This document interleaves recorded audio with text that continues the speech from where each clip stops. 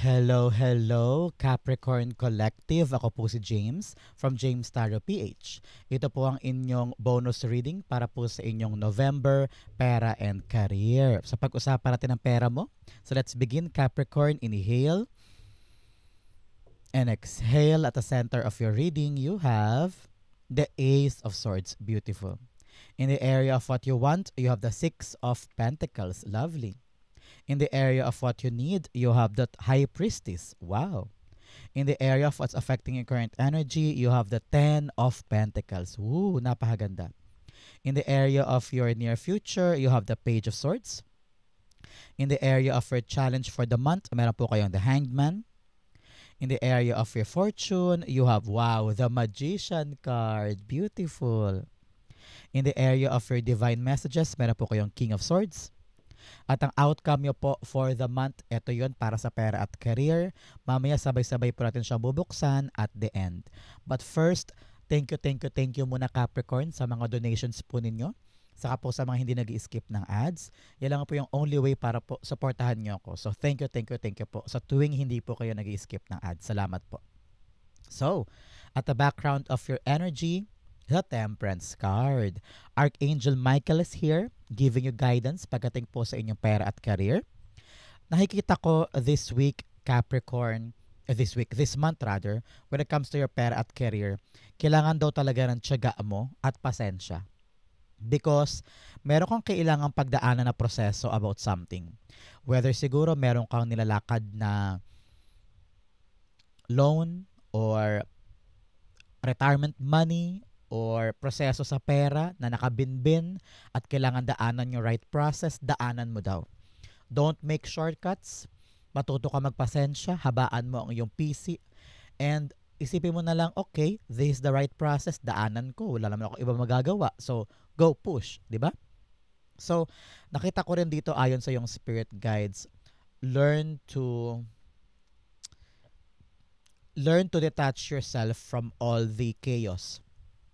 Nakita ko rito parang mind your own business. Kung ano yung kailangan mong gawin, yun lang gawin mo, no? Huwag mo nang silipin pa o tignan pa yung paligid para hindi ka ma-distract and para talagang matumbok mo tong magandang outcome sa aasikasuhin mo. Narinig ko rin dito na, I don't know why, yung emosyon. Huwag mong hayaang bigla kang sumabog or yung silakbo ng damdamin. Kasi nga, baka mainip ka mairita ka sa tagal ng dapat gawin or sa asikaso mo dito. But kasi pag hinalo mo yung emosyon mo sa dapat mong gawin, baka lalo lang gumulo or ma-complicate yung proseso. So ayaw natin yan. Kasi pag na-complicate, lalong tatagal, di ba? So para hindi tumagal, hinahon, pasensya, magiging smooth sailing ang diretsyo nito. Okay? Napakagandang background energy na dapat mong alalahanin this month. Pasensya. At the center, you have the Ace of Swords. Ace of Swords, sinasabihan ka na yung spirit guides Capricorn this month, dapat malinaw sa isip mo yung aspeto sa pera at yung dapat atake mo pagdating sa iyong trabaho, sa iyong career. Dapat daw, narinig ko dito, have a clear communication. Lahat naman daw ng bagay na dadaan sa matinong pag-uusap, di ba?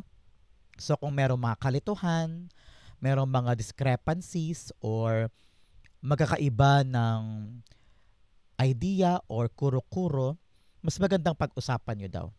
Ang power mo this month para maging ayos ang pera mo at career, clear communication. Pag-usapan nyo, linawin mo. Huwag kang mahiyang magtanong, huwag kang mahiyang mag-follow up, huwag kang mahiyang kalkalin kung ano yung mga bagay na magpapanatag sa'yo. Para sa hulit-huli, at least alam mo yung katotohanan. Mapapanatag ka sa mga impormasyong alam mo. Okay? So clarify natin si Ace of Swords. The Ace of Swords also a card of victory. Kaya kung meron ka pong inaasikaso ngayon, ilarga mo lang, ilaban mo lang hanggang sa maipanalo mo. Okay? Ace of Swords, the Two of Wands. Yes.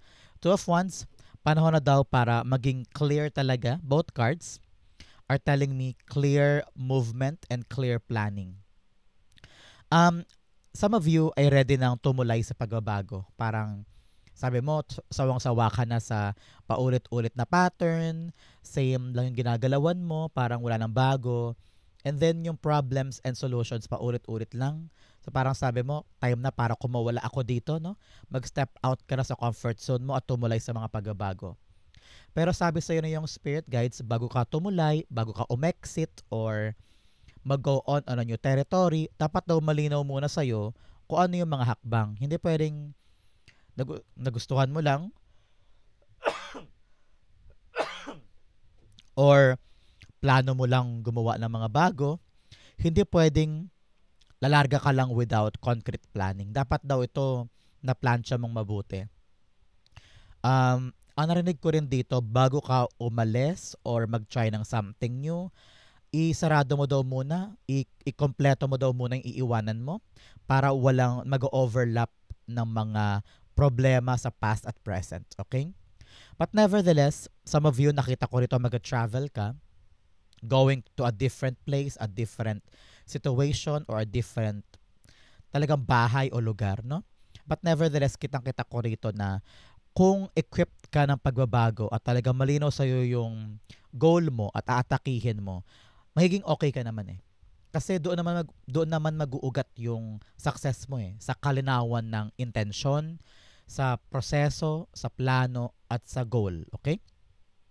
Siya nga pala Capricorn, saan po kayong parte ng Pilipinas o buong mundo nag-e-enjoy ng ating reading? Comment down below. I wanna know kung saan po nakakarating ang iba't ibang Capricorn natin with our reading. Okay? In the area of what you want, you have the Six of Pentacles. Nakita ko rito, gusto mo nang ma-achieve yung mga bagay na pinaghirapan mo. Especially here with the Temperance card. Parang sabi mo, panahon na para kubrahin ko na to. Parang pinaghirapan ko naman, akin naman to. Bakit pa ang dami kong kailangang pagdaanan?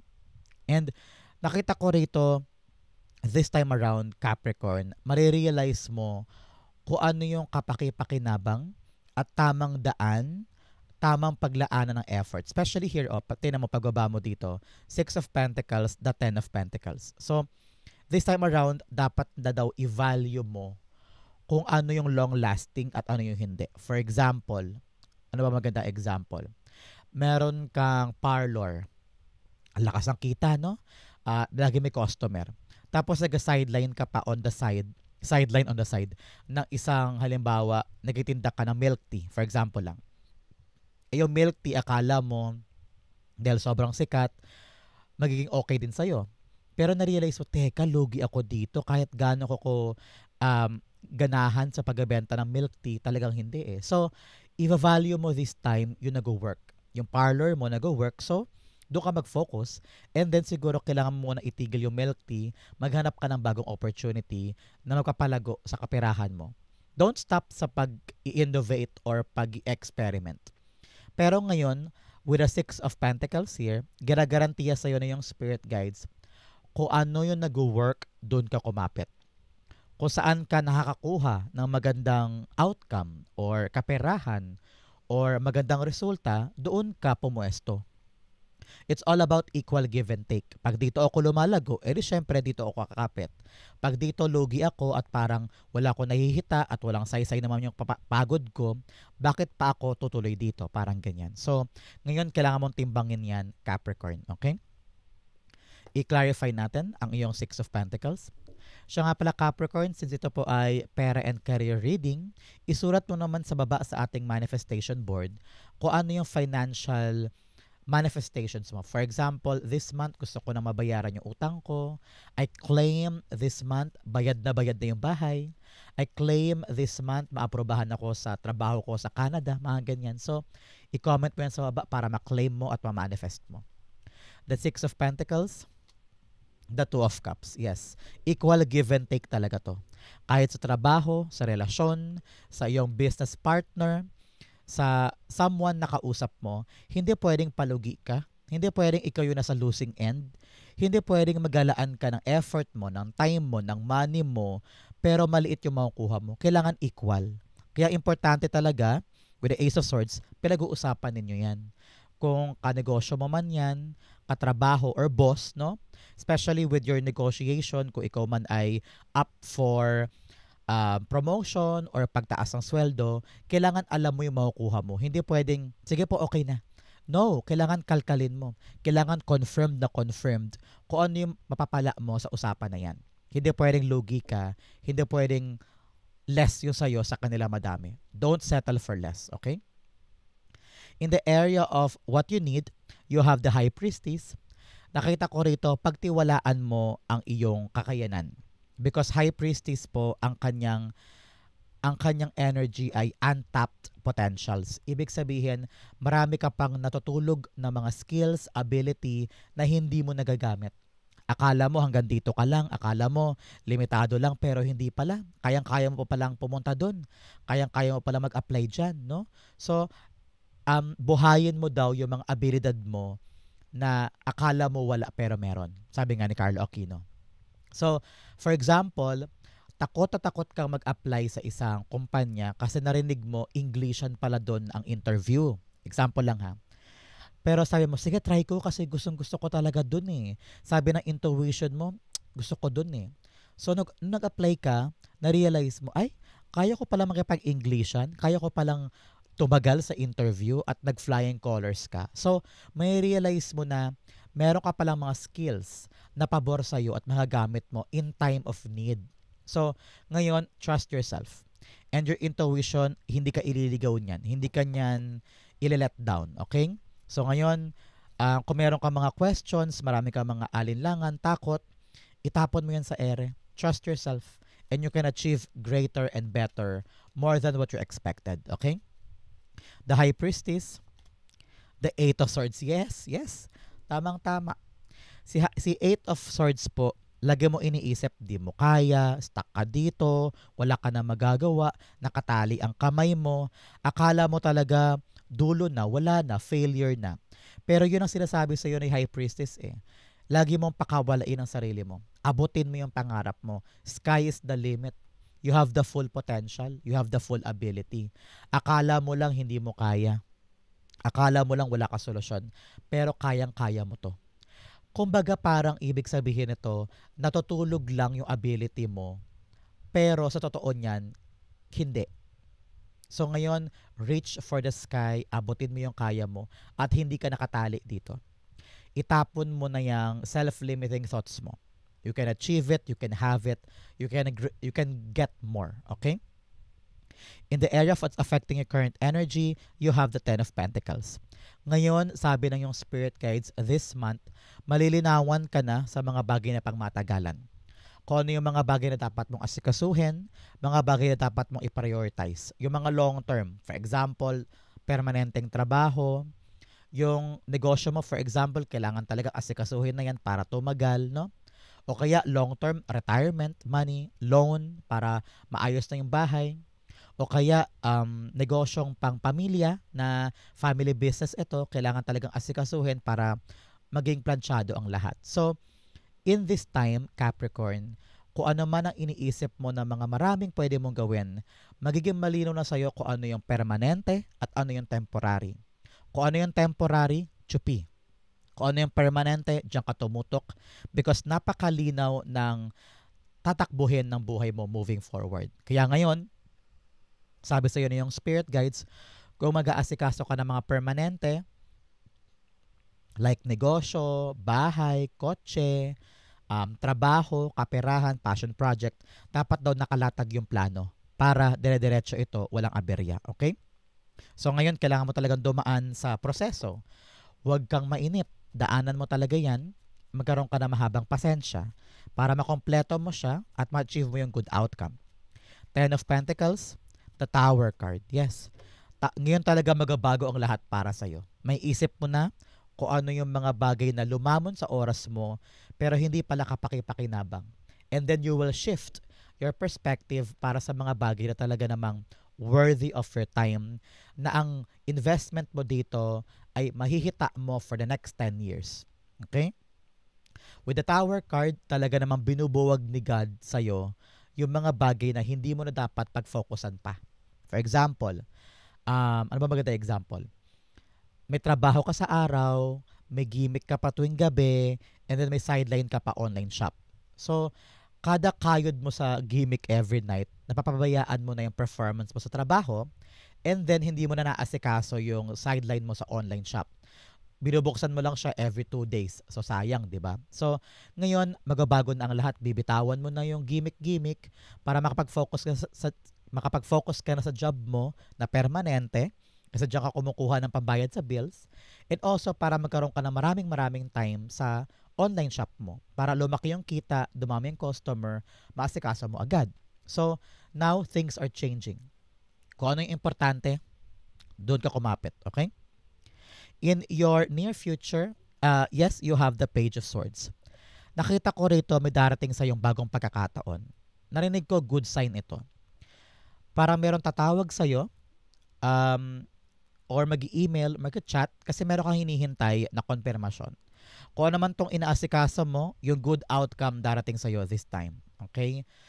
Whether may inaasikaso kang papeles, dokumento, visa, or may binubuo ka something sa negosyo or passion project, the outcome will be here. Telling you na, okay, larga na, move na tayo.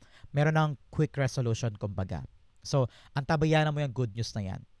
But for others, nakita ko rito, para matapos mo at talagang mawala na sa isip mo ng duda mo, yung kawalan mo ng solusyon sa isang problema na parang akala mo stuck ka dyan, no? Pero hindi eh. Darating daw sa'yo yung mga sagot with the high priestess here. Akala mo ending na, akala mo wala ka na magagawa. Sabi mo, God, ano na ako, dead end na ako, paano ba to, hindi na ako makalarga. Boom. Darating sa'yo with the high priestess and pagbaba mo Page of Swords ang mga kasagutan. The more information that you have, the better. Kaya huwag ka daw matakot magtanong. For example, sa isang trabaho, di mo alam gagawin, ask for help. Ask for assistance because yun yung paraan para malaman mo yung mga impormasyon na makakatulong sa'yo para makalarga ka na at makabitaw ka na sa bigat ng inaasikaso mo. So, kung kailangan humingi ng tulong, humingi ka ng tulong at magiging bala mo this time yung impormasyon. Mag-research, magtanong, magkalkal, magbasa-basa para lumawak ang isip mo at maging bala mo yan sa solusyon sa problema. Okay? The Page of Swords, clarify natin. The Six of Swords, yes. Para makaabante ka at mag-move forward lahat ng inaasikaso mo, kailangan talaga ikaw ay matanong, ma-curious ka kumbaga. Para kang bata na maraming tinatanong, maraming gustong malaman, yun ang bala mo eh. Example, sa trabaho, iniisip mo, bakit ba hindi ako nag-grow? Bakit ba hindi ako umaabante? Bakit hindi ako lagi up for promotion? So, alamin mo yung dahilan. Pag nalaman mo yung dahilan, magiging bala mo ito para makapag-strategize ka, maka-move on ka na. Ganon din sa pera. Iniisip mo, bakit ba hindi lumalago tong kita ko sa negosyo ko? Anong kailangan kong gawin? So, kalkalin mo yung mga maling proseso, yung mga mali mong ginagawa, at ano yung secret ingredient para lumaki na yung kita mo at mag-move on ka na. Parang ganyan, okay? Para makaramdam ka na ng success at pag-andar sa stock energy na naramdaman mo. Okay? Kaya nga sabi ko sa inyo, bala mo, kalinawan eh. Pag malinaw sa iyo ang lahat, dire-diretso yan. Okay? In the area of your challenge for the month, find wholeness. Yes, yung pagkabuo ng mga bagay-bagay. Kailangan makita mo yung mga missing puzzle piece para malatag mo ng dire-diretso yung dapat mong gawin at saka yung plano mo. Okay? Self-compassion. Maging mabait ka daw sa sarili mo.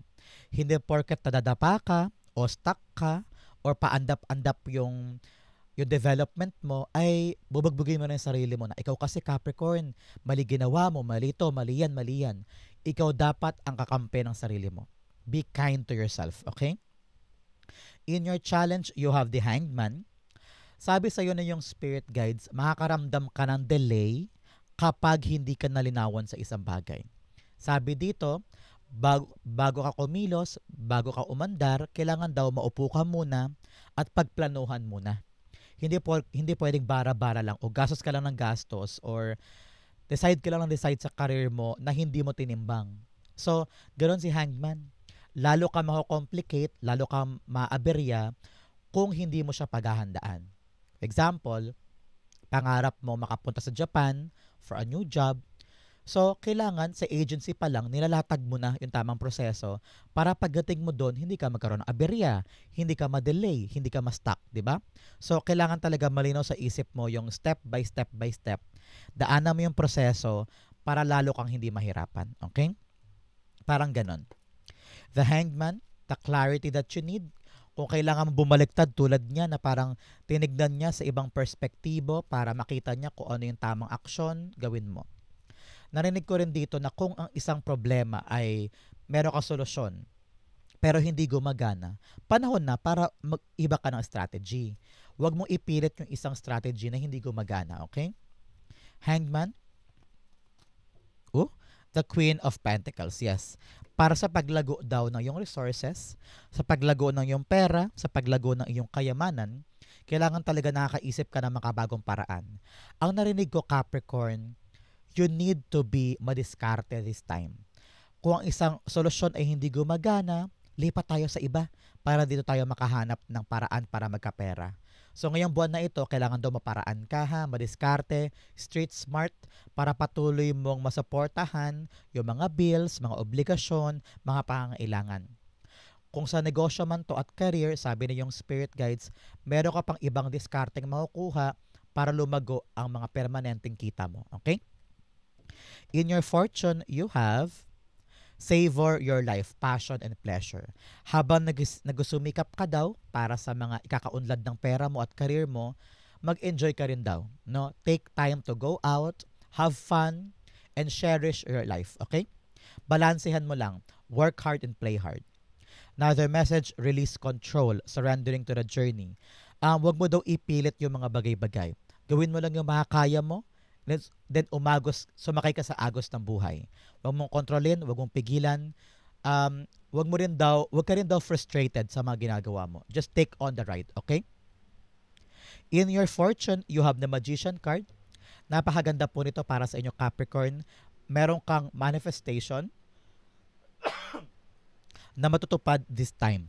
Okay? Meron kang hinihiling, pinagdarasal, minamanifest every single day pagdating sa pera mo at career, darating na siya.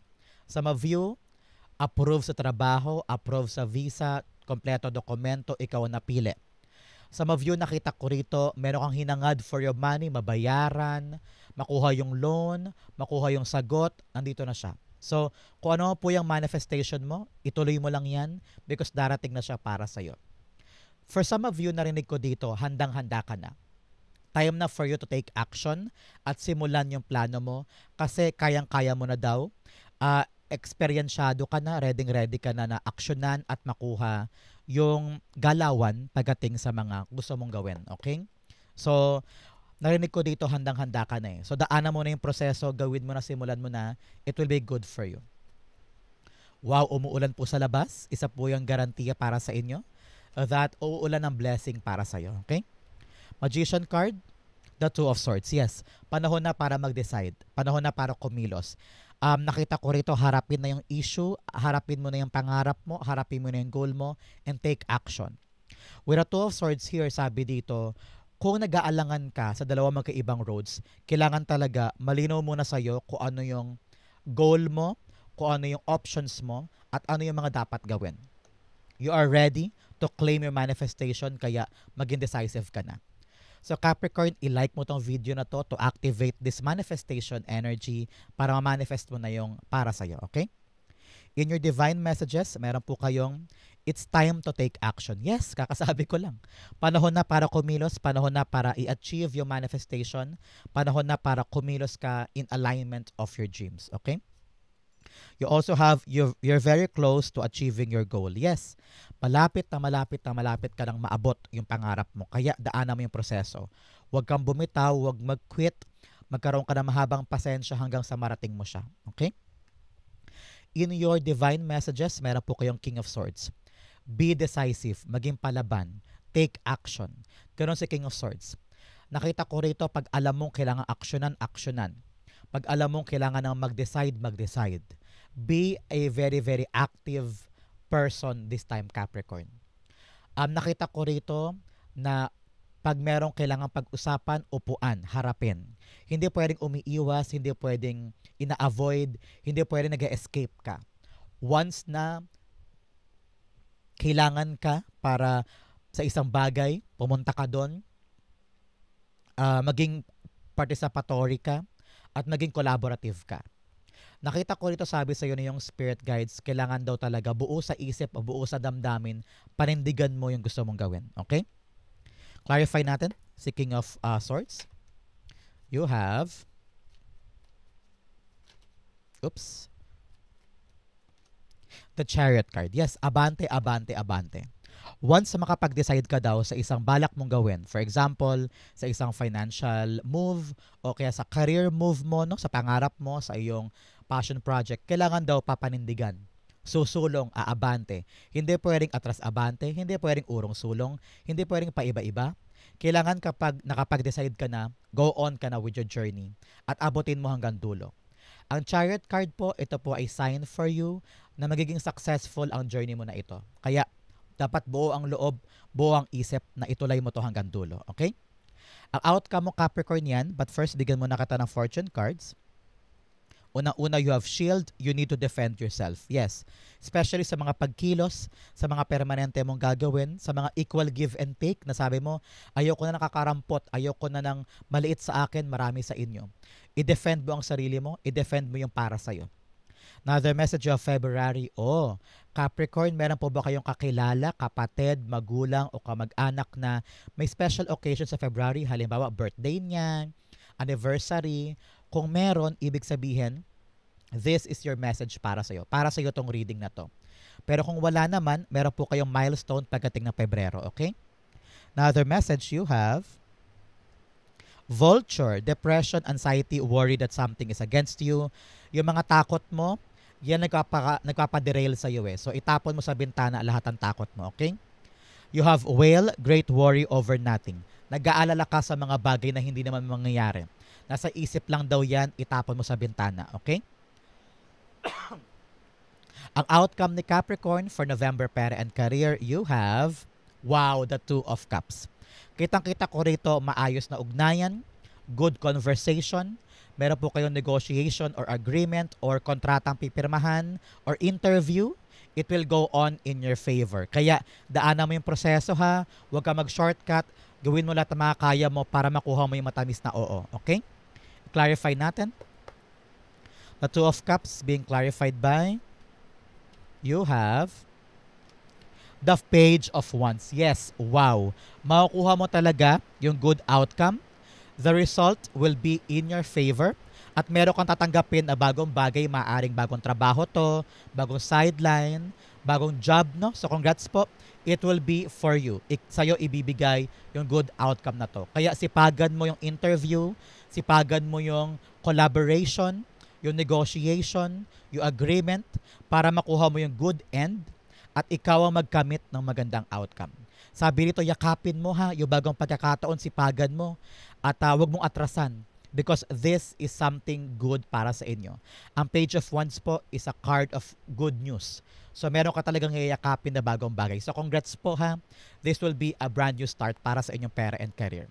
So Capricorn, ito po ang inyong November pera and career. Saan po kayo nakaresonate? Comment down below. And I'll be reading your messages. Thank you again for watching Gandulo Capricorn. I love you. This has been James for James Sardo PH. God bless everybody.